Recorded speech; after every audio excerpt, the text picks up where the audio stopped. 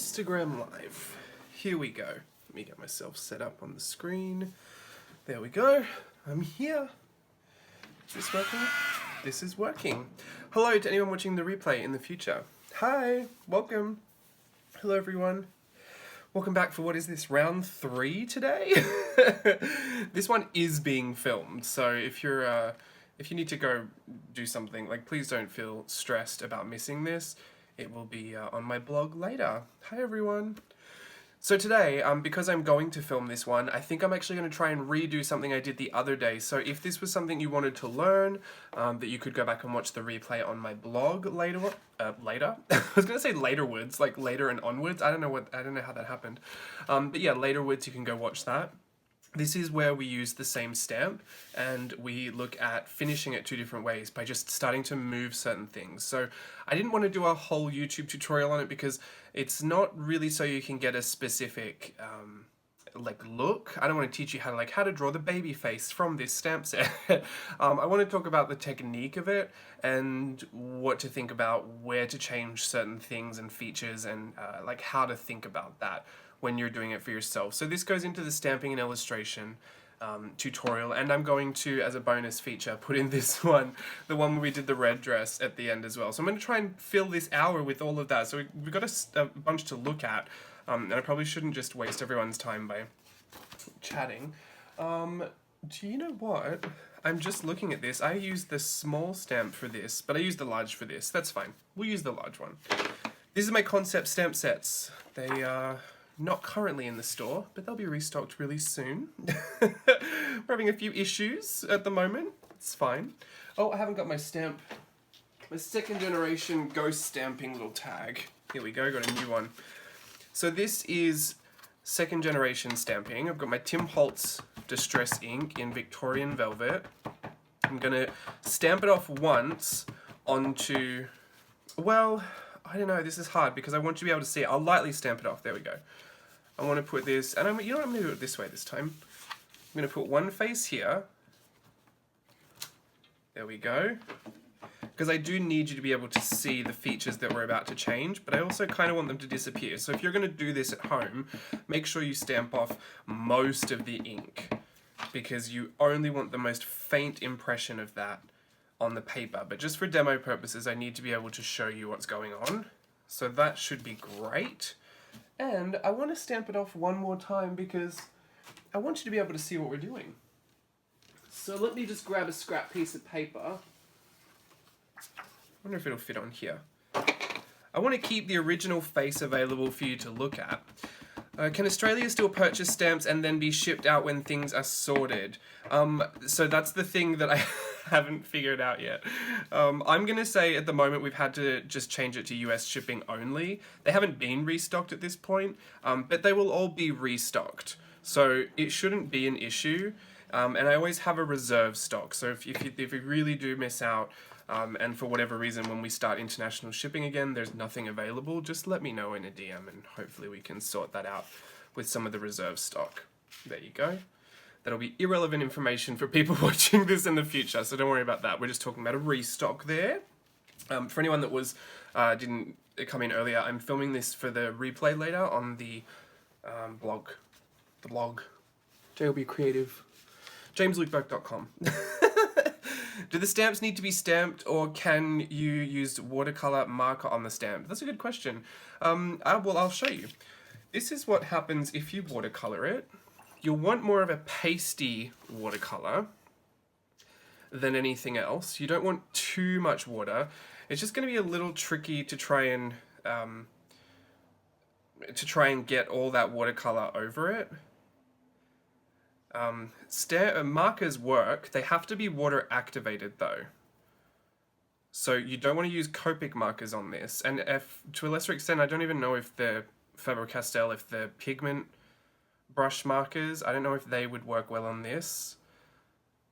But I've seen like Crayola or those cheap mini cell ones. So this is still wet watercolor. I'm just going to stamp it on here and you'll see it. It won't be a crisp impression. It'll be like a watercolory impression. So you could do that if you wanted to. I'm going to clean that off on a bit of stamp not a stamp, a bit of serviette over there. Napkin, that's the word you Americans use. And then I've got another one here. Actually, this is just a really cheap water activated brush marker. This is from Miniso. Because it's water activated, it'll go on. I can color over everything. Oh, you could do this with the Tim Holtz distress markers if they're still around, if you have some of those.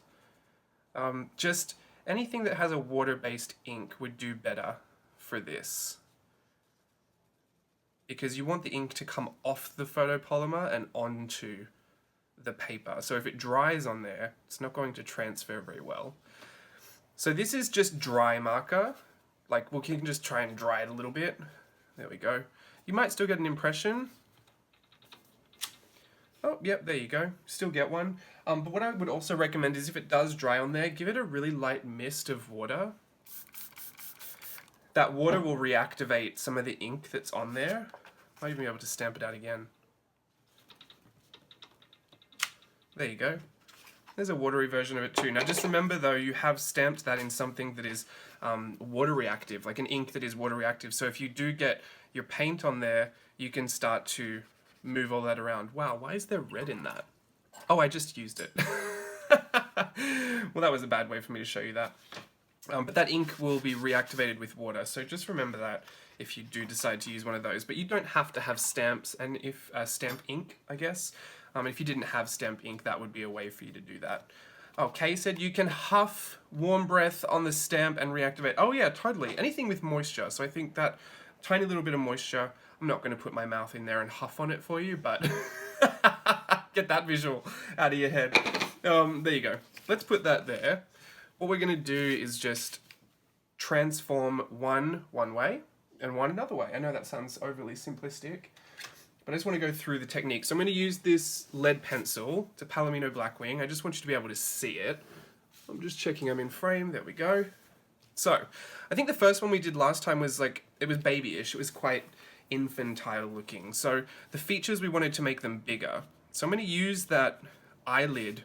See this eyelid part here? I'm going to use that eyelid and connect it down to that eye. And I might even go a little bit underneath as well. There you go. So it's a really big round eye. This isn't going to be exactly the same as the one we did before. The one we did before is this one here. She's actually got, the eyes are kind of smaller and they're coming down. So that's fine. You know what? No, that's fine. Let's put this big U shape back in there for the rest of the eye detail. I'm going to really open up that eye and make it a lot wider, a lot rounder. I'm going to put my little circle in for catchlight. I'm going to put an extra little one down there as well, so that when I go to fill all of that pupil in, it'll look really twinkly. Those are the parts you leave white. So she's got really big, they almost look like alien eyes.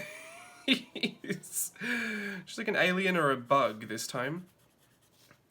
But really cute. Put her little lashes on. Again, this is not a tutorial for how to make this exact face, but rather how the way you approach it is going to give you a completely different result. So this is a blueprint. This is designed for you to work on top of, and the map, the face map, is already there for you. And they are proportions that I chose that I think are particular to the style that I like to work in. But there's no reason why you can't alter that, and that's what I love to do all the time. Because at least if these eyes are here and here, I know, great, well I've moved this one down a little bit, I just need to move this one down a little bit. Because I hate having to get a ruler out and figure out where the symmetry is, and I find that there's already structure there to work with. It's easier for me to kind of innovate on top of it than it is to kind of invent the new structure. So this really helps me. And also, over time, when I redesigned these stamps, I realized that my preference had changed for where the proportions were, where the placement was for some of the features and how the proportions had kind of operated on the face. So that's something interesting to know as well about your style and how it changes over time if you're working off of a blueprint. So I'm going to make this nose a little rounder and a little bigger to make that little, like, that cute little doll baby face, it kind of just made all of the features bigger. So the nose is still where the nose was, but now it's a big, really round nose. And then I'm going to put a really upside down, not an upside down smile, kind of like a rainbow shape, like a U, right in that middle of the mouth there. There's a lot of expression you can build in to the middle of that mouth line. This line right here, I like to call it the inner mouth line or the inner smile line.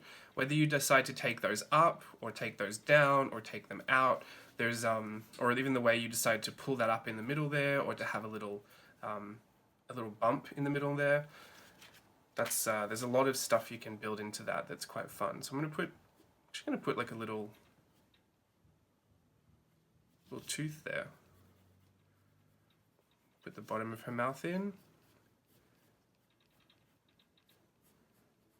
And I'm just gonna add the top in again. I'm just gonna give that a light shading, just so I can see it better. And I might want to change something, like if I don't like how low that is, luckily I've used a pencil. I can erase it and bring it back up again.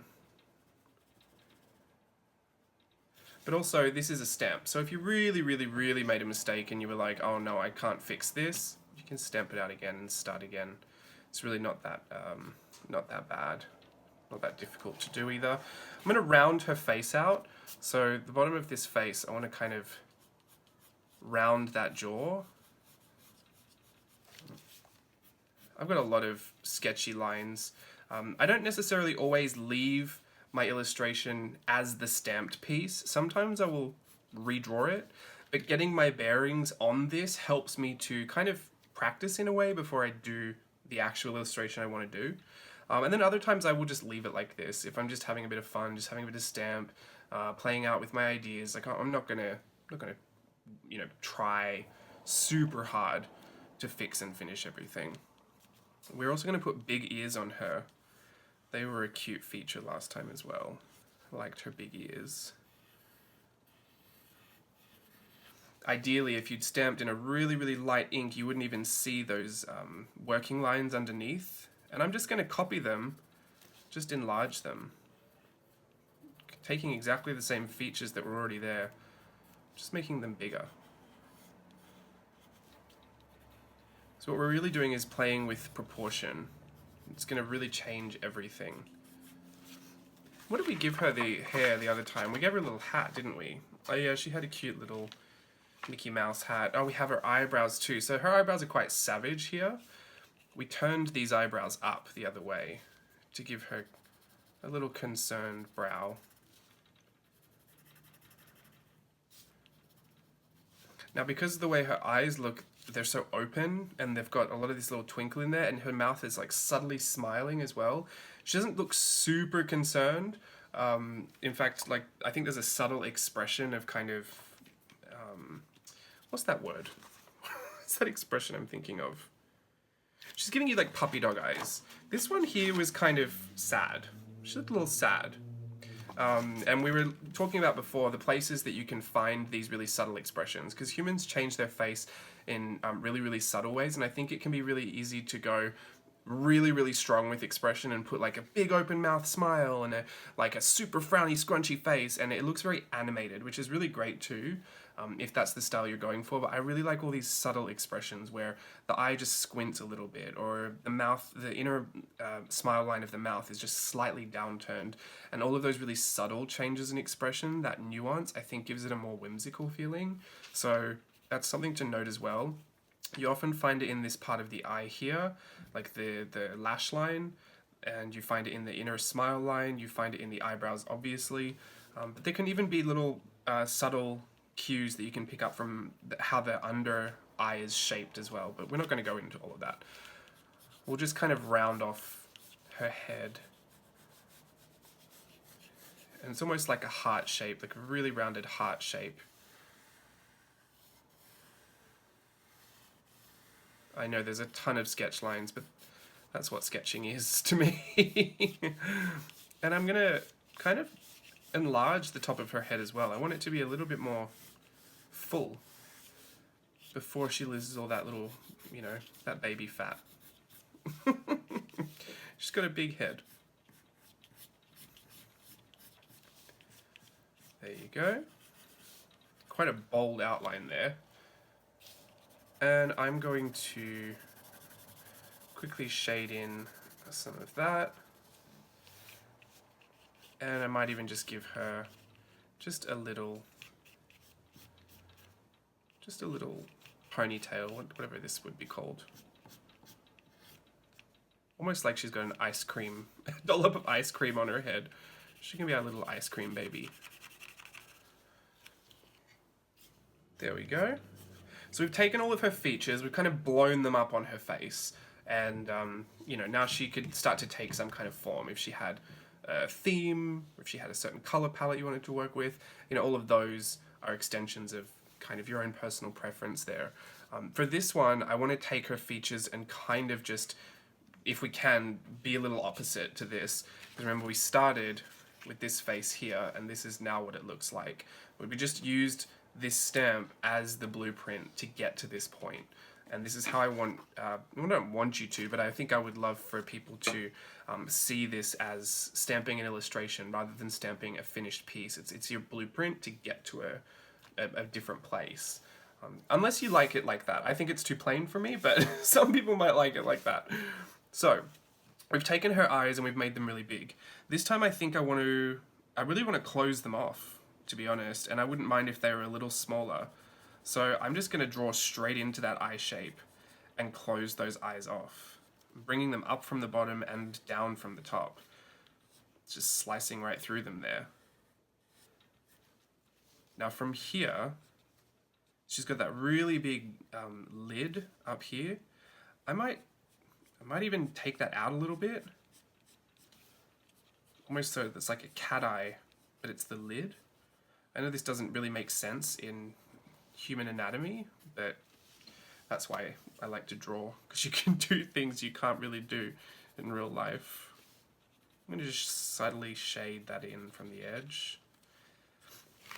And now from here, I think I'm going to do the mouth first. I want her to have that open mouth as well, but I'm going to kind of expand on her mouth a little bit. I want it to be a little wider. And I'm going to give it slightly turned up at the sides. And a nice Cupid's bow at the top. Quite pointy. There we go. So it's a little bit more refined than this big bow of a lip at the top over here. So it's got those little peaks. I'm going to put that open mouth with the teeth. I'm going to put a little gap there. Very inspired by Madonna. And I'm going to kind of square off the bottom. So see how this is a nice round shape here? I'm going to make sure that this is squared off. I might even re-exaggerate that chin with a bit of a shadow. So we've really started to, oh, konnichiwa. We've really started to change these features from each other and also from the original. This is why a lot of the features are kind of missing on the stamp. So you don't see the edge, the corner of the mouth on the stamp. That's so you can turn it up if you want it to be happy. You can turn it down if you want it to be sad. You don't see lots of detail in the nose because I want you to be able to extend that nose to make a wider nose if you wanted to make a wider set nose. Or you could take it up and pinch that nose and make it some like really savage looking nose. And even the eyes. The eyes are probably the most detail that you get in the stamp. But again, they're very, very simple shapes for you just to play about and move around. So on this, let's even just move where her eyes are looking. Let's just move them off to the side. Just give her a little bit of shading on the right-hand corner. So from there, we've completely changed where she's looking, what her eyes look like. We've still used the stamp. We've still given that base. I'm going to put some eyelashes on here too, because I just love eyelashes. Always got to add the lashes. Hiya! And I'm going to put some down the bottom as well, because this will really add some fun character. And for her nose, I think I will leave her nose where it is at. But since we've enlarged this nose over here, I'm going to keep this nose relatively small. Maybe even exaggerate how small that nose could be. There we go. It's a tiny nose for how big I'm drawing. And just to really go there, I'm going to use her eyebrows as they are, but I'm going to thicken them up. I'm going to take that top line and that bottom line and just extend it so that when I go to color it, it's going to be really, really large. Brooke Shields meets Frida Kahlo.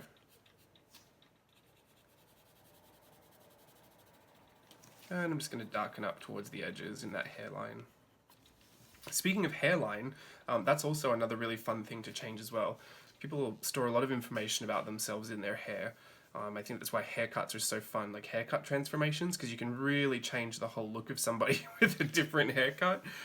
So for me, I could be tempted just to go with this because it's simple and it's stamped out. But I'm going to give her a bang, and I'm going to give it a really tiny bang. I mean, I really love these little tiny bangs. I don't know how many people really do. I've kind of always had a thing for them. Not in real life, in drawings. So I'm going to give her this really small bang up here. I know, it just looks like a little hairpiece.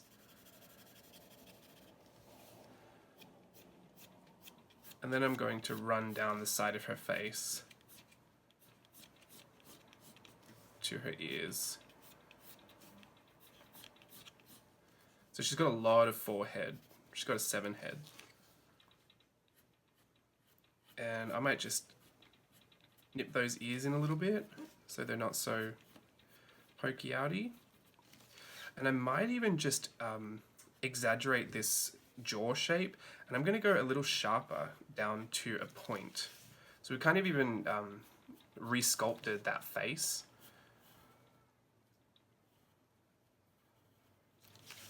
And now that face has more of a teardrop shape. Could bring in a subtle bit of shading on the side for some cheekbones. Not too far on the side, otherwise then she's going to get a little beardy. Which is fine if you want to do that.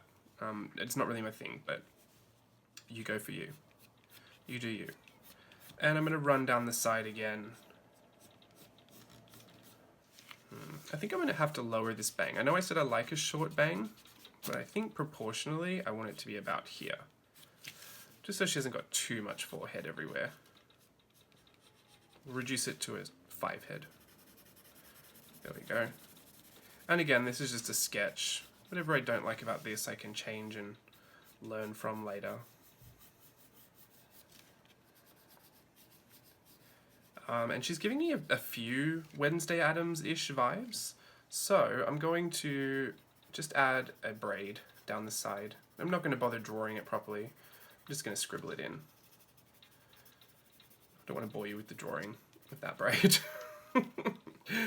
Now for this little baby, I mean, so these are the faces, right? We've completely changed the looks of that face that we stamped out. We should use this one now. I keep using my example as an example. Who knew? We've taken this generic face. Face number 2. This is the concept stamp set number 2. This is the 6x8 size, a nice big size to draw with. There's also a 4x6 size, which is you're getting a little fiddly there. You want to be drawing with a mechanical pencil at that point. But this one here is the concept stamp set number 2. It's concept stamp set number 1 has a different layout, a different face map, and you could still apply the same rules with this as well. In fact, I used to do that a lot, and I noticed with all the changes that I made to that face, that's why I designed this one, because this one was more gearing towards how I was restructuring the face every time I would stamp it out and draw it. I would move the eyes in a little bit, I would also make them bigger, and I'd also move them down a touch, and so I reformulated this stamp set as an alternative to the first one. Because my preferences change, I think everyone's does. As you continue to do more, you find out more about what you like. So that is that, and it doesn't just stop here. The way you render it can completely change everything as well. Even if I did 2 of these baby faces, finishing it in some grayscale pencil sketch lines, super charming, I love that. Taking some watercolor and watercoloring it, also really cute. And I'll just do the same little little demo I did last time, but I think last time all I did was blushed this little baby. So I grabbed some pink. I think that's a bit bright. I'm going to tone it down a little bit. I grabbed some pink and I just blushed her cheeks and just the tip of her nose, a little bit in her eyes, top of her ears, a little bit on her lips as well. I could even do that part of her temple. So we kind of blushed her, and if any of it was looking too savage, just grab a little paper towel and you can rework it and blot it up a little bit. I like the watercolor texture though. So that's how I kind of left her there. Oh yes, you're right, thank you. I did freckles as well. I'm only going to put a few freckles on this time. I've noticed that putting too many freckles makes them look a little older. So I'm just going to put a few dots in the center of her face for some freckles. Totally. And on Wednesday Addams over here, oh, the neck was also important. I know this is not stamped out, but if you were going to finish something for the baby, you might want to have a bit of a wider neck and a shorter neck, really rounded. Really helps to sell that age. And if you wanted to do, you know, Wednesday Addams, Morticia Addams, whoever you wanted, I can't pass up an opportunity to do a long neck giraffe lady. Spindly, grotesque, all of the above. And for Wednesday Addams, like I did in the other one, I'm going to mix up some Kyanite Genuine, which is a Daniel Smith Genuine watercolor. So it's just the ground mineral version of kyanite, or the mineral is kyanite and it's just ground up and made into a watercolor. And I'm going to do a high contrast shadow. So I'm just going to choose my shadow areas. I never really do this with any semblance of reality. I'm going to choose all the right hand side and I'm going to apply that Kyanite Genuine to the right hand side of the face where all the shadows would be. And not just the right hand side of the face, but rather any feature that would catch a shadow, I'll give it that generic shadow map. And I really like this high contrast shadow because it is a really quick way to kind of add a bit of depth to your illustration without trying to get it finished. There's a big misconception that you have to have something finished for it to be good. And there's also a big misconception that you have to put the shadows in the right place for them to sell as shadows. I always say, but when people look at your stuff, when you even look at things, you tend to visualize everything all at once, and your eyes are very forgiving. But if it looks like you tried to add too much detail somewhere, if it looks like you tried to overcorrect something somewhere, generally an eye will look at that, and it won't resolve that. It will look at a problem or notice a problem that seems like it's been tried to be worked over a lot. So that's why I just say, like, kind of leave it. I don't practice what I preach as well, so this is very hypocritical for me to tell you this. But it's a good piece of advice that I should listen to more often, and I'd be remiss if I didn't tell you that, because it's truly what I feel. So, her there, and I think I even ended up putting a bit of red, because I couldn't help myself. Typically when I sketch, I'll do a red-blue pencil, so maybe that's why I'm drawn to putting this red here. And that is the face. So the same face, and we have made them two different characters, all by alternating the position and the placement and the proportion of those features on the face. What was the name of the brand of the gouache you use again? It is the Arteza gouache. I have it linked in my storefront, Amazon store. Oh, you're in Australia. Don't worry about that. Arteza, A-R-T-E-Z-A. Should get you to where you want to go. Now I'm going to throw in this little tutorial at the end. This one's for Linda. It didn't make sense to do it as a whole one since it was only one stamp. It's not really a concept stamping tutorial if you're only using one, is it? I don't know, I don't know the rules. I'm going to use this one from the 6x8 concept stamp tutorial. No, stamp set. I'm going to stamp it in the middle of the page. Hey Linda, you're here. You're catching it live. You can catch it again on the replay. I am filming this one, especially for you. There we go. Can we see that? I think we're good with that. Might be a little hard to see that in the screen, but we'll endeavor to get some color on there so you can see it. This is the one we're going to recreate here. Very, very simple. I'm going to grab my Tombow dual-ended water-based brush marker. I believe the first thing I did though was put the skin tone down. So I'm going to grab some buff titanium and some raw sienna light and all random different gorgeous rich skin tones. And I'm going to place it down on that skin, just missing the eyes. Not feeling the need to color everything. So if I miss something, it's fine. If there's a bit of white space. So if you want to use a bigger brush to stop yourself from overcorrecting, just do that. And then whilst the page is damp, and I find it so hard to explain this, it is really one of those things you just kind of have to feel out.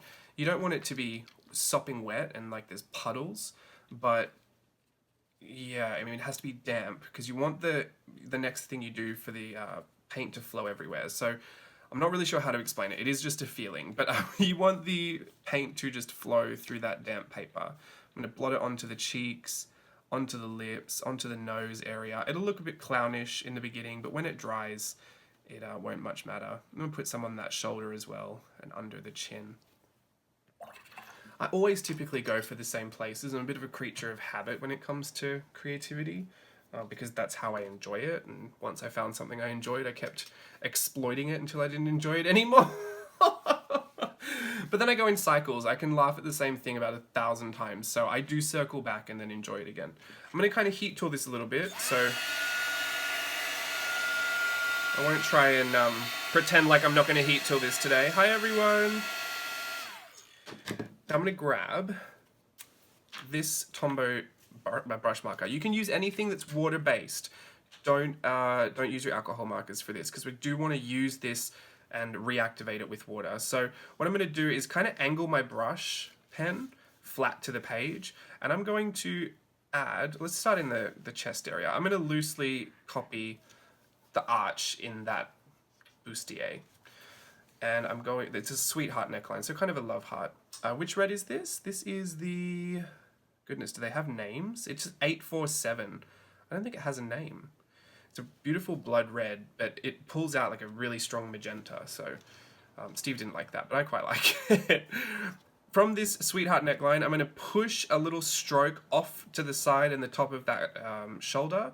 I'm going to push it off to the other side as well. You don't want to go too far beyond there, but just push it up there. Next thing we did, we came down to a triangle. So I'm just going to put that triangle in her waist. There we go, it's an upside down triangle. And I'll kind of scribble that in a little bit. So we could have just done a love heart on her chest, I guess. The next thing I want to do is take this triangle out to the side of her hips. There we go. And then come all the way down to the page. Now, if you were going to do this, make a mental note of this shape. All we actually did was come down. Let me see if I can do it here for you. Because this is a nice big piece. If where we're at is we have this heart and we have this triangle here, you want to pick a point right at the bottom where you want that, where you want the dress to stop. So this is the floor, right? This little point here. I'm going to go all the way down to that point, kind of like a mermaid. But at the bottom, this is where I'm going to add another triangle, just like that. And if you really wanted it to make it look like she was kind of standing on the side or she had a bit of a train, just extend one of the sides of that triangle. There you go. You'll see exactly the same shape here, but we're going to run out of page because this is a 4x6 stamp. This is a tiny one, which this technique still works for, and I liked it in the tiny one because I wanted to simplify the process. I don't want you to think that you have to add so many details to get something finished. This was really just a few really quick steps. So let's just focus on that, I guess. I'm going to go from the bottom of that triangle, and I'm going to pretend that this is my floor down here, right? So essentially I'm just coming off the edge of the page, and I'm going to scribble that in. I don't care about the page being full. Like, I don't need to fill in that shape because what I'm about to do is react all of that with water. So let me grab a big brush, and now I'm going to kind of scrub into it. See how it reacts? I want it to kind of bleed out as well. I want that line to not be so harsh. So this is why we don't need to fill that whole space, because we can use our brush to kind of catch the edges there. It'll look like a lot more of an organic shape, I think. It'll have a lot more charm to have all this bleeding edge. And as you're doing it, because these pull out this really fun dye ink, just wash off your brush to get some clean water and dip it in there while that page is damp. Can you see how it's going to separate all of the dye? And this is a much more impressive effect with the blooming and the blossoms on the ink, the water reactive ink, than it is on watercolor. Because this ink is just like flat. It doesn't have any granulation or anything. So this is a really, it's really bold kind of effect when you do it on this. You can put bigger drops there as well. Pardon me. You can actually do it multiple times and layer up that blooming effect. It's really fun. Now before I wiped it off, I probably should have just done this, but it's fine. I can pick up that. I'm going to put some of that color into the face, back on those cheeks to kind of redefine those, and then just a little dash on the lip area, just to bring some of that back to life. Now, did I put that anywhere else? Sorry, I've forgotten my own tutorial. Nope, just on the cheeks. Because the next thing we're going to do is the hair. Huh, maybe it looks like I did the same thing with the hair. Do you know what? Let's just pick up some of that pigment and brush it across the hair. I'm starting with my brush on the forehead and I'm swiping it back up to the top middle point of that hair. So if this were the face that I was working with, I want my brush to go like this. This is the top and the middle point. I just want to keep going like that. Almost making all these J shapes. I'm keeping them in line with each other so that what I can end up with is a little bang. You can leave a few open, looks a little more natural like that. And then once you're ready, bring the rest of that color down to the ears. So I might have to put some of the color on there because it's a little faded. So I'm going to activate that with my water and I'm just going to brush those strokes up and bring them down to the ears. I like this short hairstyle. You might want to go longer. What did I do on this? Did I put a hat on this? Sorry, we did like 6,000 versions. Oh, I brought the, I'm going to put a little dot of red here just so I can pull the ink. I'm running out of ink. I pulled the little squiggles down by the ears, the little tendrils. I really like that look. There you go. Let's give that a bit of a dry.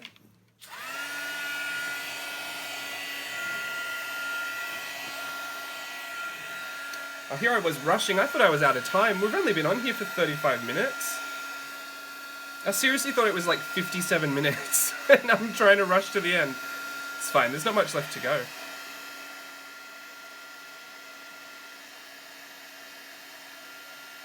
This pulls out really pink, whatever this dye is made up of.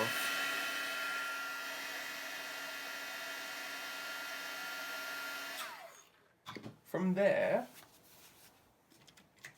I don't know what order I went in, but let's just pretend this is the next order. Luckily I've got this face here. I'm going to use this brush. It's a Pentel Pigment brush pen. And Steve and I have had this debate. It depends. Some people like to put on their eyeliner like this and flick it out. I personally can't match it both sides like that. Much how I think a lot of women in life feel about their eyeliner. So what I like to do is take the edge. So this is the tip of the winged liner, and I like to pull, kind of angling my brush because it's a really fine point. I like to pull it in, press a little heavier when it gets to the eye, and then just drag it down, easing up on the pressure when it comes to the middle of the eye here. Because I feel like I can control that a lot better than I can flick it out. And then I can just turn my book around and do the same thing on this side. They still won't be perfectly even. See, that looks crazy. But then I can make minor adjustments to fix it at that point. I feel like I'll always have more success with one eye than if I tried to flick off both of them. I mean, I've done it before. I just find it difficult. Yeah, look at that one. Not great. So, all of that to say, that's exactly what I'm doing. And I'm just going to pick that up over these little white spaces that I left for the eyes. So this doesn't have to be in the area you stamped out the eyes. Wherever the white space is, take advantage of that. And just start with your wing and pull that down into the face. There we go. And I'll go the other side. Oh, love it. So, I really like her like that. And because I can kind of see some stamp ink is showing through here, I'm going to just add a little scribble on the right hand side, and I'm going to add it on the right hand side here as well. So it'll look like she's looking over to her left. Two little scribbly dots in the same place in the eye. You can either put them both in the middle, both on the left, both on the right, but don't put one on the right, one on the left, because she'll be looking all around her. That one eye looking at you, one eye looking for you. It's not going to work out great at that point, unless you're one of my Siamese cats, in which case that's exactly what they do. I'm going to use a bit of white just to kind of open up the eye a little bit. There you go. And I think the last thing we did was go in with this red, it's a wine pen. Oh, gloves. Thank you, Linda. What would I do without you, Linda? It's literally, it's a tutorial for Linda, and I have forgotten how to do it, and Linda's helping me remember. So the gloves, and I taught this trick to Steve as well. In fact, it might still be here. Pardon me. Here, full colored in glove, I say is velvet. Glove with a white highlight.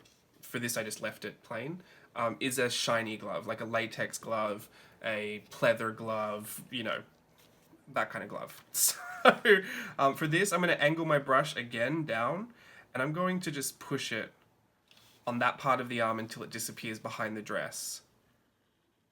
I don't want the glove to go beyond the lines of her arm, otherwise they go from looking skin tight to looking like bulky. So really try not to go beyond the side of those arms that you've stamped out. It doesn't really matter if you go into the dress or anything. In fact, you could put the arms wherever. But if you do start to go on the outside of that, yeah, it'll be a bulky glove, or she'll just have massive forearms. Anyway, so that was the gloves. Thank you for that, Linda. And the last thing we were going to do, so we pick out the details on the neck and face with this pen. So what I'm going to do, let's grab, where should we start? The nose. For the nose, I actually told Steve just to put it in like that, just a straight little dash. So I'm going to put that straight little dash in there. And then I want to pick the top of the mouth. For me, I just go for that shape at the top of the mouth. Especially when things start to go small, there's really no need to fake all the detail. I mean, yes, fake the detail, don't do the detail, that's my point. So once I've done that little rainbow shape, I'll just color that in on the top. I leave the bottom lip open, but underneath, I'll put this little dash here, because that kind of looks like a little shadow underneath. I did the hair. So from the bottom of the hair, I'm going to run a few lines. You know how we did this with our pen and we did all these J shapes? Those are the same lines I'm going to run up with my pen. Although I'm just not going to do all of them. Some are going to be little, some are going to be a little bigger. But as long as they go up to the top. And then I'm going to start at the top and try and meet some of those again. Down there. That'll just give me some hair definition.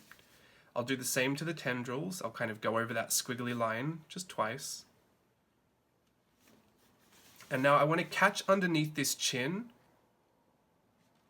and just redefine that jaw.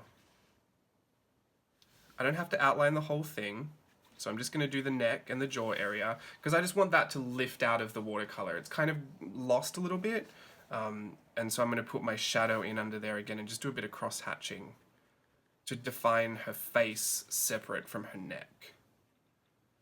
Try not to overwork this part specifically because a lot of line work and a lot of heavy color in the bottom of her face will look like a beard again. But I have made that mistake plenty of times, so do as I say, not as I do. I believe we put brows on, did we? Brows? No, no brow for her. We put a beauty spot. We didn't even give her lashes. I'm going to put some hair lines down the side of her face. I believe in lashes, so I'm going to add a few. Because her bang is a little higher in this one. I'm just going to add a few lashes at the top. And a little dash from her shoulder in towards the center of her neck is a nice little collarbone. Sometimes I put a little U shape on there as well. Oh, we did... Oh, that's when we started yelling, telling you, James, how awesome dresses are with pockets. You know, I saw a meme today. I saw a meme about that... all you need to do to impress a girl is to buy her a dress with pockets. And I was laughing, trying to remember where exactly that came from. So now I know it's this. Thank you for reminding me. Yes, women love pockets. So she is pretty much it. We needed to give her a beauty spot. So I'm going to give her just her beauty spot over here. Just a dot. And I think she's good, honestly, because she's a bit bigger. It's not looking as simplified as this. We've done exactly the same thing, but see, the scale of this is so much shorter. You can get away with not having a lot. When it's blown up like this, you start to notice things like, ooh, that white in her eye is probably a little bit more obvious than I would like it, or see the subtle blending in that one layer of watercolor. We have, you know, a few blooming areas that might be a little bit difficult. So this is where in a bigger piece I would start to get really mixed media on it, and I would grab my pencils, I'd grab my paints or whatever. I guess I would grab anything. I'm gonna grab this red aquarelle. Yeah, Museum. It's Caran d'Ache Museum Aquarelle. These are expensive. I got these in Japan. They're super vibrant when you pull them out. So I'm just gonna add some more of that red to the side of her face, and even up in her eyelid area. This is where I'm going to add some more shadow up there, so it looks like we've been a bit more intentional than we have been. The same trick I did over here, where I made her socket, I made it that cat shape. That's how I sometimes just add my shadows like this. So if you really looked at it, it almost looks like that. And there's a bit of shading on the outside. There's one of my tricks. It's a drag trick. I don't do drag, I just appreciate it.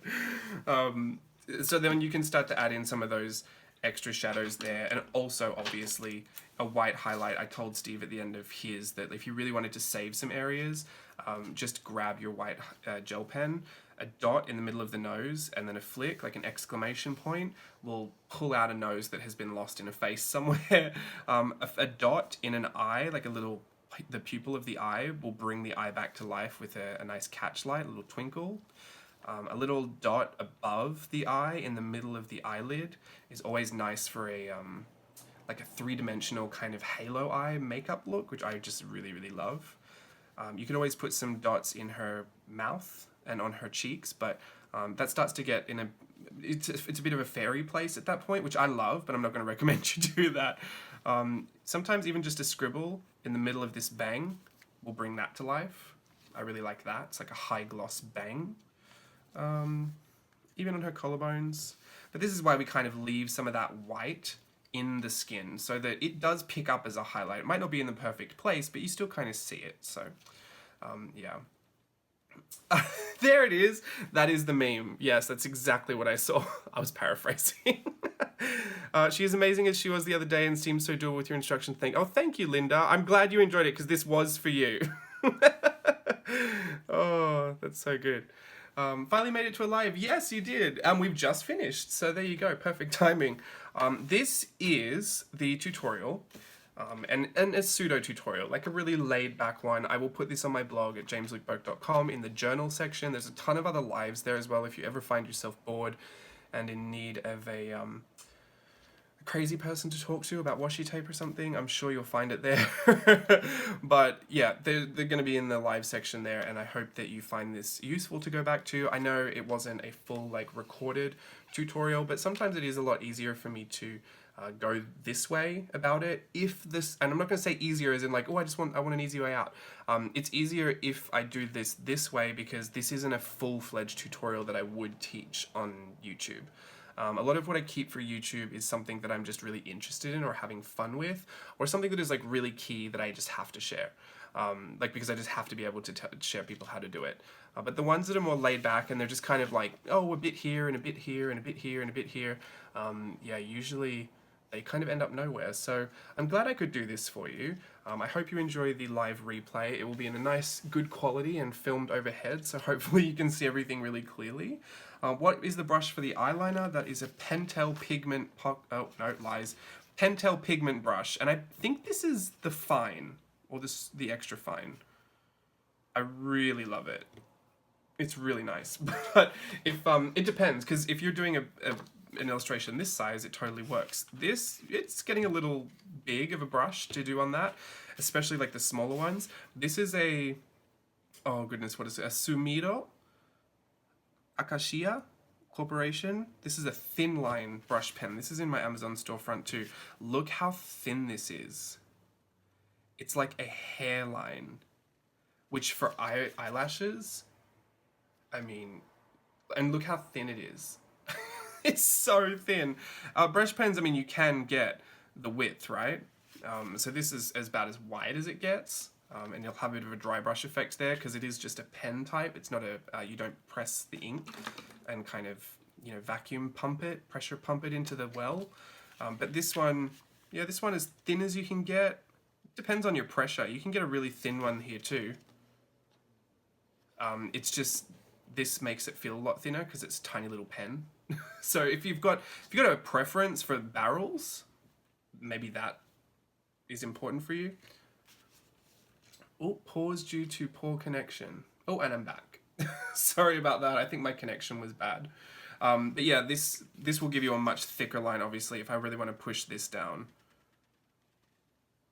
So there's more versatility in this brush, but look, now it's flat. I've twisted it to get it back to a point. There you go. There's more versatility in this Pentel pigment brush. I think they're really great value, actually. And they're waterproof once they're dry. Okay, so that is it from me. I'm going to call this one done because that is the whole tutorial. I'll put this on my blog later. Thank you so much for watching. Until next time, I'll see you again real soon. Bye.